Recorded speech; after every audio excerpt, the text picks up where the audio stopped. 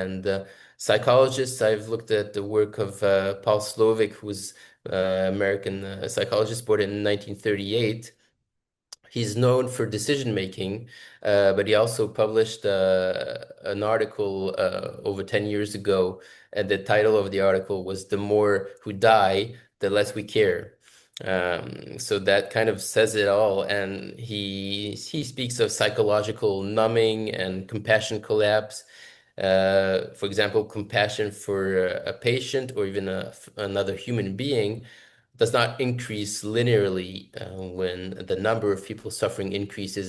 It's actually quite the opposite. It goes down, and it could go down even at the number two. If you have two people suffering, you're gonna care less as opposed to if you have just one person suffering. It also made me think of the trolley dilemmas, and we get a lot of those on, you know, with the train and on the tracks, and then you can go left or right.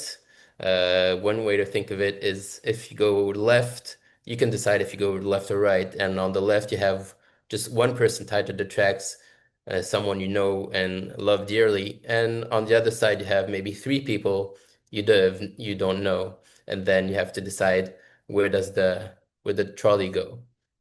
So these are some of the questions that have come up.